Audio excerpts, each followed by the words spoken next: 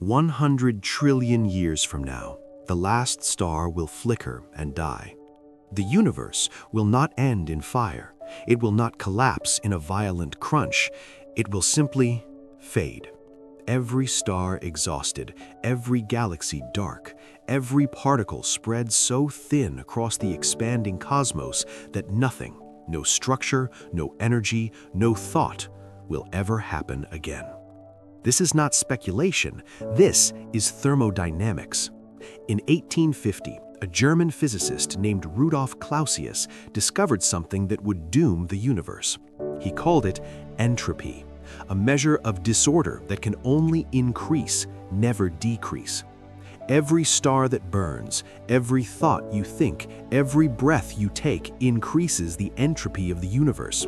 And once entropy reaches its maximum, the universe reaches what physicists call heat death, a state of perfect, eternal equilibrium where nothing can ever change again. The evidence for this fate is written in the laws of physics themselves, not in distant observations, not in theoretical possibilities, in the fundamental rules that govern every atom, every photon, every moment of existence. Today, we journey through evidence that challenges everything we hope about the future of reality itself. Rudolf Clausius was studying steam engines when he stumbled upon something far more profound than industrial efficiency. He was trying to understand why heat always flows from hot objects to cold ones, never the reverse. Why you can't unscramble an egg. Why broken glass never spontaneously reassembles. The answer, he realized, lay in a fundamental principle of nature. He formulated what would become the second law of thermodynamics. In any closed system, entropy, disorder, always increases over time. You can decrease entropy locally by organizing things, by building structures, by creating order, but you always generate more entropy elsewhere in the process. The total entropy of a closed system never decreases. Never. This might seem like an abstract principle about heat engines, but Clausius saw further. If the universe is a closed system, and it is, then its entropy must be constantly increasing. And if entropy has a maximum value, then eventually the universe must reach that maximum. When it does, everything stops. Clausius called this the heat death of the universe, though the name is misleading. It's not that the universe becomes hot, it's that all temperature differences vanish. Energy spreads out uniformly. No gradients exist to drive any process. Stars can't shine, atoms can't react, thoughts can't form. The universe reaches thermal equilibrium and freezes there forever. To understand heat death, you must understand entropy. Imagine a box divided in half. All the air molecules are on the left side, none on the right. This is a low entropy state, highly ordered. Now, remove the divider. The molecules spread throughout the box. This is a high entropy state, disordered. Could the molecules spontaneously all move back to the left side? Technically, yes, the laws of physics allow it. But the probability is so vanishingly small that it will never happen in the age of the universe. There's only one way to arrange the molecules all on one side, but there are countless trillions of ways to arrange them spread throughout the box. This is the statistical foundation of entropy. Systems evolve toward the most probable states, and the most probable states are those with maximum disorder. Now apply this to the universe. Right now, the universe is filled with structure. Stars clustered in galaxies, hot stars surrounded by cold space, dense matter separated from empty voids. This is a relatively low entropy state. But every process that occurs, every nuclear fusion reaction in a star's core, every photon that travels through space, every chemical reaction in your brain increases entropy. The universe is running downhill toward disorder. Consider a star. It's a massive concentration of hydrogen fusing into helium, releasing energy. This seems like it would decrease entropy. You're taking simple atoms and creating complex ones, taking diffuse energy and concentrating it in photons. But the second law isn't violated. The star radiates far more entropy in the form of heat and light than it creates through fusion. The net entropy of the universe increases. Every star is an engine of entropy production. Here's where entropy becomes truly profound. The second law of thermodynamics is the only fundamental law of physics that distinguishes past from future. Every other law works the same forwards and backwards in time. If you filmed atoms colliding and played it in reverse, the reversed motion would obey all the laws of mechanics. But entropy is different. It defines an arrow of time, the direction in which entropy increases. The past is the direction of lower entropy. The future is the direction of higher entropy. This has staggering implications.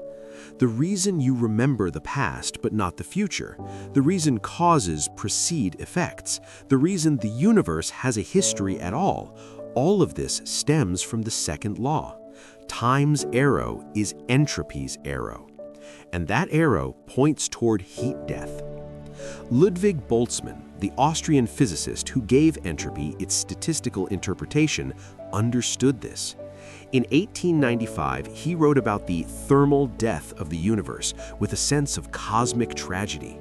He saw that the second law wasn't just a principle of physics, it was a prophecy. Some scientists objected. They argued the second law only applied to closed systems, and perhaps the universe wasn't closed. Perhaps energy flowed in from outside. Perhaps some unknown process could reverse entropy's increase. But the evidence forces us to confront an uncomfortable possibility. The second law admits no exceptions, and the universe, being everything that exists, has no outside. Look at the sky on a clear night. You're seeing the universe in its youth. Stars blazing with nuclear fire, galaxies shining with the light of hundreds of billions of suns. This won't last. Astronomers have calculated the stellar life cycle with precision. Our sun, a medium-sized star, will burn for approximately 10 billion years total. It's currently 4.6 billion years old, middle-aged. In another 5 billion years, it will exhaust its hydrogen fuel, swell into a red giant, and eventually collapse into a white dwarf, a dying ember radiating its remaining heat into space. Massive stars burn faster, dying in mere millions of years. Small red dwarfs burn slower, potentially lasting trillions of years, but they all die eventually. Star formation is already slowing down. The universe's peak era of star formation occurred about 10 billion years ago. Since then, the rate has declined by more than 95%. Galaxies are running out of the cold gas needed to form new stars. In another few trillion years, star formation will essentially cease. The last stars to form will be small red dwarfs. These dim stars will burn for up to 10 trillion years, 1,000 times longer than the current age of the universe. But even they will eventually exhaust their fuel. Current estimates place the death of the last star somewhere around 100 trillion years from now. After that, no new stars will ever form. The universe will enter what cosmologists call the degenerate era, an age of darkness. In 1998, two teams of astronomers studying distant supernovae made a discovery that would earn them the Nobel Prize and seal the universe's fate. The universe's expansion is accelerating. This shouldn't happen. Gravity should slow the expansion, pulling galaxies back together. But observations showed distant supernovae were dimmer than expected, meaning they were farther away than they should be if expansion were slowing. Something was pushing the universe apart. Physicists call this mysterious force dark energy. We don't know what it is. It could be a property of space itself, vacuum energy, predicted by quantum field theory. It could be a dynamic field pervading the universe. We don't know. But we know what it does. Dark energy makes up approximately 68% of the universe's energy content. It's driving galaxies apart at an accelerating rate. Already, the most distant galaxies are receding faster than the speed of light, not moving through space faster than light, but being carried away by the expansion of space itself. In roughly 100 billion years, every galaxy outside our local group will have receded beyond the cosmic horizon. Their light will be redshifted into nothingness. They will effectively cease to exist from our perspective. The universe is tearing itself apart, spreading matter and energy across ever greater distances. This accelerates entropy's increase. Energy becomes more dilute, temperature differences flatten. The universe rushes toward thermal equilibrium. For a long time, physicists thought black holes decreased entropy. After all, they swallow matter and energy, seemingly erasing information and structure from the universe. But in 1972, Jacob Bekenstein had a radical insight. He proposed that black holes actually have enormous entropy, proportional to the area of their event horizon. This was confirmed theoretically by Stephen Hawking's work on black hole thermodynamics. A black hole's entropy is mind-boggling. A supermassive black hole contains more entropy than all the stars in its galaxy combined. Black holes are the universe's ultimate entropy storage. This solves a paradox. When matter falls into a black hole, it doesn't decrease universal entropy, it increases it. The black hole's event horizon grows, and with it, the entropy it contains. The second law remains inviolate. But Hawking discovered something else in 1974. Black holes evaporate. Through quantum effects near the event horizon, black holes emit radiation, now called Hawking radiation. This radiation is incredibly faint for large black holes. A stellar mass black hole emits radiation at a temperature of billionths of a degree above absolute zero. It would take 10 to the 67 years for such a black hole to evaporate completely. But eventually, they all evaporate. In the far future, long after the stars have died, black holes will be the dominant structures in the universe. They'll slowly consume remaining matter, growing larger. But after approximately 10 to the 100 years, a googol years, even supermassive black holes will evaporate into radiation. When the last black hole evaporates, the universe enters its final era, the dark era. But this represents just one piece of a much larger puzzle hidden in the very fabric of space-time. Cosmologists have mapped out the universe's long-term future with disturbing precision. Here's what we know will happen. The Stelliferous Era, now to 100 trillion years. The current age. Stars shine, planets orbit, life exists. This is the brief moment of cosmic light, representing just 0.000000000001% of the universe's future history. The Degenerate Era, 100 trillion to 10 to the power 40 years. Stars have died. The universe is dominated by stellar remnants, white dwarfs, neutron stars, and black holes. Occasionally, brown dwarfs collide, briefly igniting fusion. Proton decay might occur. If protons are unstable, we don't know. If they decay, matter itself slowly dissolves into radiation. The Black Hole Era, 10 to the power 40 to 10 to the power 100 years. Black holes dominate. They slowly evaporate through Hawking radiation, converting matter into photons. The universe is almost perfectly dark, illuminated only by the faint glow of evaporating black holes. The Dark Era, beyond 10 to the 100 years. The last black holes have evaporated. Nothing remains but photons, neutrinos, and perhaps electrons and positrons if protons don't decay. These particles spread across an ever-expanding universe, their wavelengths stretched to cosmic scales. This is heat death, maximum entropy, perfect equilibrium. The most remarkable discovery involves a question that physicists have been trying to answer for decades.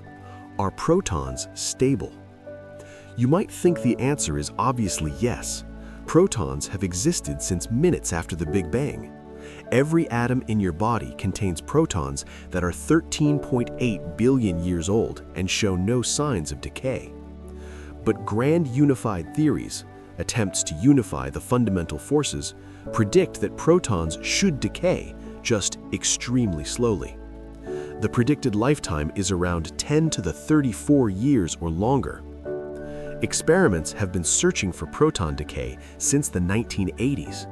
The Super Kamiokande detector in Japan, a tank containing 50,000 tons of ultra-pure water, watches for the flash of light that would signal a proton's demise. So far, nothing. This means protons live at least 10 to the 34 years, but we don't know if they're truly stable or just extremely long-lived. Here's why it matters for heat death. If protons decay, then all matter eventually dissolves. Atoms fall apart into lighter particles and radiation. In the degenerate era, dead stars, white dwarfs, neutron stars, would slowly evaporate as their constituent protons decay. By 10 to the 40th years, no solid matter would remain in the universe. If protons are stable, then stellar remnants could persist indefinitely. White dwarfs would cool and fade, but never disappear. They'd become black dwarfs, cold, dark spheres of matter drifting through the void. Either way, the outcome is the same. Whether matter decays or simply cools, the universe reaches a state where no energy differences exist, no processes can occur. Heat death arrives. But there's an even stranger possibility lurking in quantum mechanics. Even in heat death, quantum effects continue, and quantum mechanics allows for processes that classical physics forbids. Through quantum tunneling, particles can overcome energy barriers they shouldn't be able to cross. Over unimaginably long timescales, quantum tunneling could drive remarkable events. Freeman Dyson, in his 1979 paper, Time Without End, calculated that quantum tunneling could allow matter to reorganize itself. Iron atoms could tunnel into lower energy states, releasing tiny amounts of energy. Over timescales of 10 to the 1500 years or longer, entire structures could spontaneously rearrange through quantum processes. This doesn't prevent heat death, but it means that even in the dark era, the universe isn't completely static. Rare quantum events occasionally occur, a flash of light here, a particle transformation there. Heat death isn't absolute death, it's a state of maximum entropy where events become infinitely rare. But here's the disturbing part. Some physicists, including Don Page and others, have calculated that quantum tunneling could eventually produce anything, including conscious observers. In 10 to the 10 to the 120 years, random quantum fluctuations might assemble particles into a configuration identical to a human brain, complete with false memories of a universe that never existed. These Boltzmann brains would flicker into existence, experience a brief moment of consciousness, then dissipate. Over infinite time, Boltzmann brains would vastly outnumber evolved biological minds. The evidence extends beyond mere heat dissipation into the realm of probability and consciousness itself. This forces us to reconsider fundamental assumptions about physical law and cosmic destiny. The second law of thermodynamics isn't like other laws of physics. It's statistical, not absolute. It doesn't forbid entropy from decreasing, it just makes it overwhelmingly improbable. The chances of entropy spontaneously decreasing in a macroscopic system are so small that it would never happen even once in the entire age of the universe multiplied by trillions. Yet some physicists have proposed loopholes. Roger Penrose at Oxford University has suggested that the universe might undergo cycles. In his conformal cyclic cosmology, the infinite future of one universe becomes the Big Bang of the next. As particles decay and disappear, space-time loses its sense of scale, and the end state becomes indistinguishable from a new beginning. This doesn't violate the second law, entropy resets between cycles, but it offers a way out of permanent heat death. Others invoke quantum gravity. Perhaps at the smallest scales of space-time, the Planck scale, our current understanding of thermodynamics breaks down. Perhaps entropy doesn't increase smoothly, but fluctuates chaotically. We don't know because we don't have a complete theory of quantum gravity. But the mainstream view among physicists is stark. There are no loopholes. The second law is absolute in its statistical certainty. Sean Carroll at Caltech has argued extensively that heat death is inevitable. The universe started in an incredibly low entropy state, the Big Bang, and has been increasing in entropy ever since.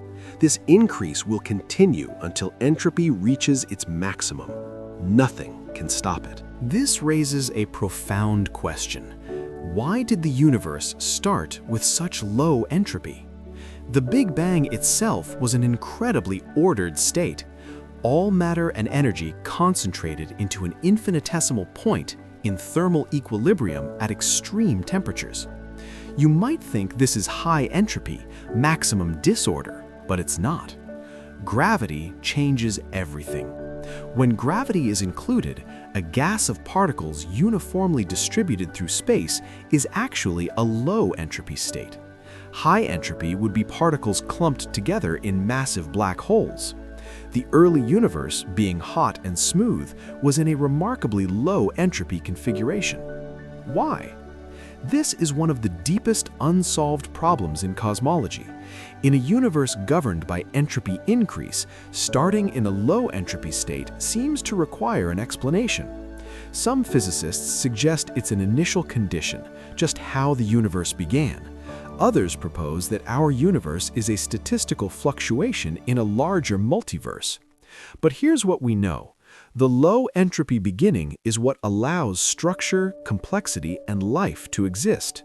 The entropy gap between the Big Bang and heat death is the resource that powers everything.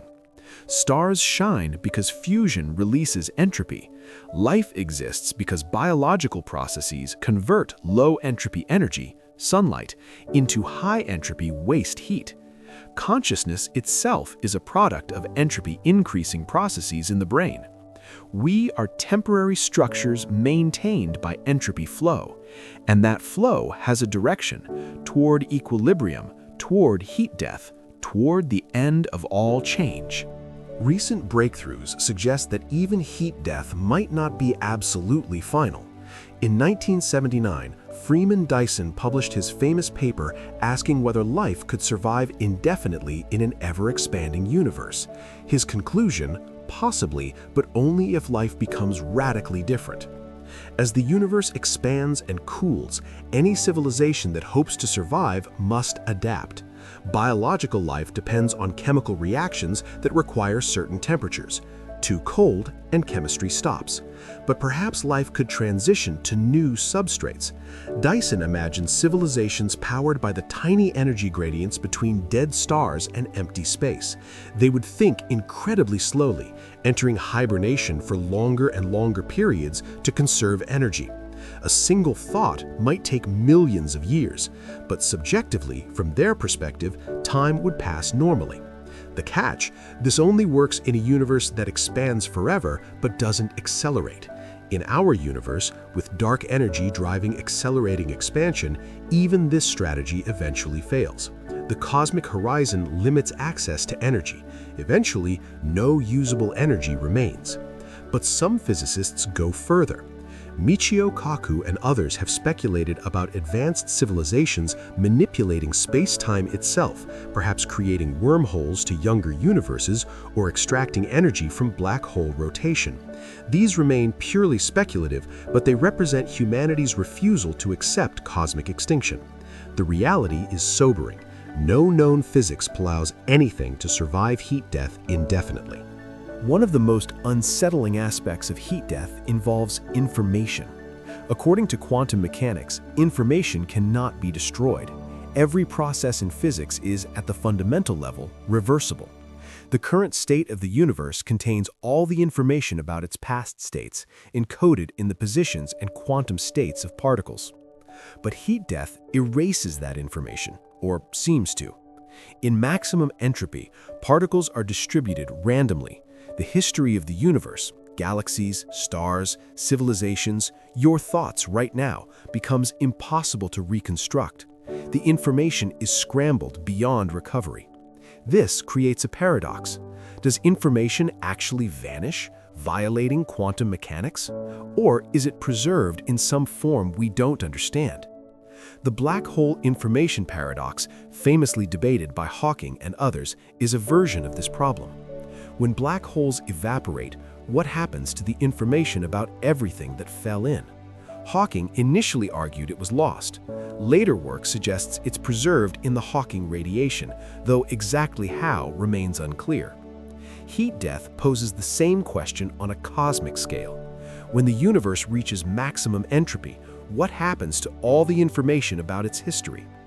We don't know, but several possibilities exist. Perhaps information is preserved in quantum correlations too subtle to access. Perhaps it leaks into other universes through quantum processes. Perhaps our understanding of information in thermodynamics is incomplete. Or perhaps information truly does vanish, and the universe's history becomes literally unknowable. As understanding of heat death has deepened, physicists have proposed increasingly exotic escape scenarios. Lee Smolin has suggested that black holes might spawn new universes, with physical constants slightly varied. If true, the death of our universe could seed countless others, cosmic natural selection. Alan Guth and others have explored whether advanced civilizations might trigger new inflationary events, creating baby universes that butt off from our own. These would be causally disconnected, no escape route, but they would represent a form of cosmic reproduction. Even more speculatively, some physicists wonder if vacuum decay could trigger a phase transition to a lower energy state, essentially rebooting the universe's physics. This would be catastrophic, but might create a universe capable of avoiding heat death. The most radical proposals involve manipulating the laws of physics themselves, though we have no idea if this is even conceptually possible. What all these scenarios share is desperation. Their attempts to find loopholes in what appears to be an inescapable conclusion. The second law of thermodynamics demands that all structure, all complexity, all life must eventually end. The universe is finite in its capacity for change. The most profound implications emerge when we consider what heat death means for meaning itself.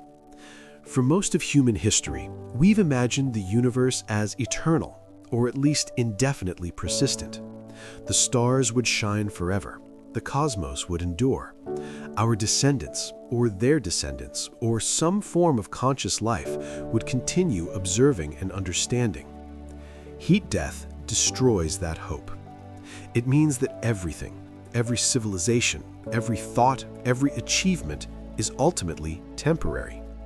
The universe has an endpoint beyond which nothing happens, ever.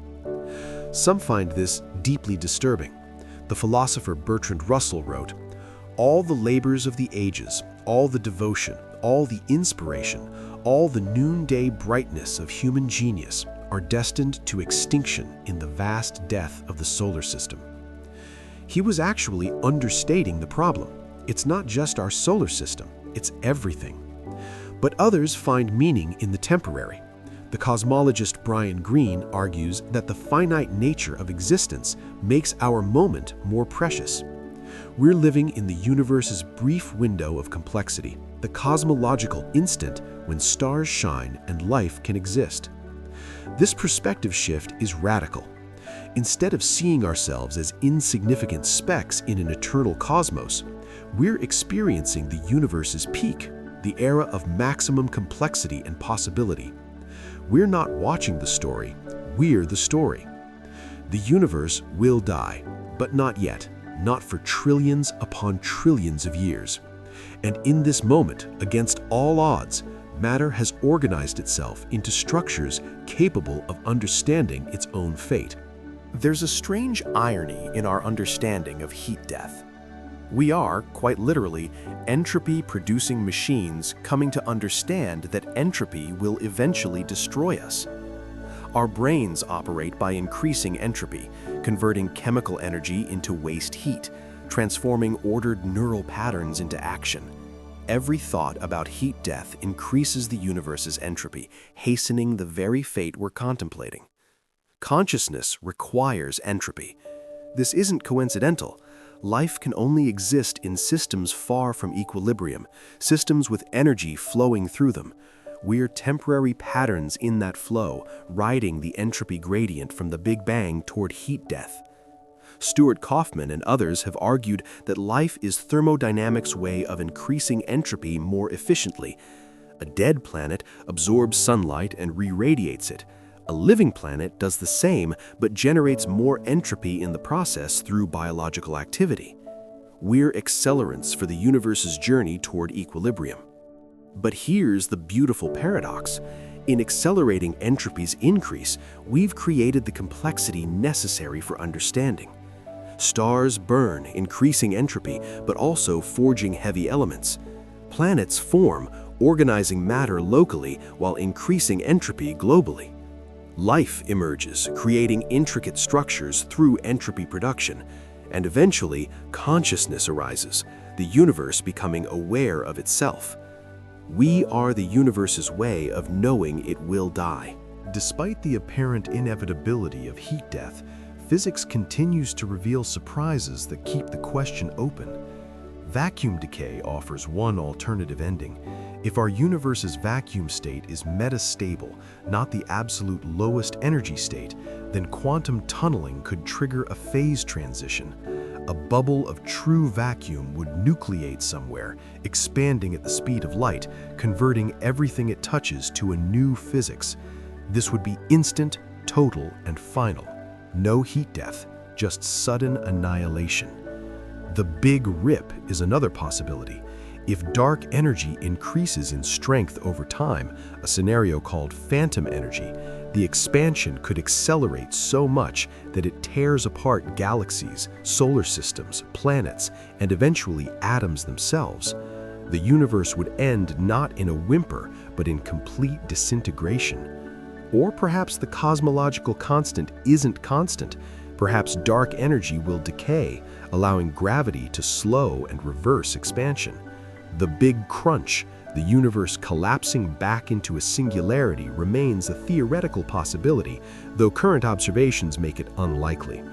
But the most profound possibility is that we simply don't understand entropy at the deepest level. Quantum gravity might reveal that entropy isn't as absolute as we think. The holographic principle, suggesting that reality is encoded on a cosmic horizon like a hologram, hints at deep connections between entropy, information, and space-time geometry that we don't yet grasp. Perhaps at the Planck scale, time itself becomes discrete or quantum, and the second law takes on a different character. Perhaps in the deep quantum nature of reality, there are processes we haven't discovered that could reset entropy or bypass it entirely. We don't know what we don't know, and the universe has surprised us before. We began with an ending, the last star flickering out, the universe fading into eternal darkness. Now we see this fate not as distant abstraction, but as thermodynamic inevitability. Every law of physics we've verified points toward the same conclusion. Entropy increases, structure dissolves, energy disperses. The universe reaches equilibrium. Heat death is written into the fabric of reality itself. What have we learned? We've learned that the universe has a history with a direction, from the low entropy beginning of the Big Bang toward the high entropy ending of heat death. That arrow of time is what allows for change, for complexity, for life. We exist because the universe is running down, not despite it. We've learned that our moment in cosmic history is special. We're living in the stelliferous era, the brief window when stars shine. This era represents less than 1/1,000,000,000th of 1% of the universe's future. We're witnessing the universe at its peak. We've learned that consciousness itself is an entropy-producing phenomenon.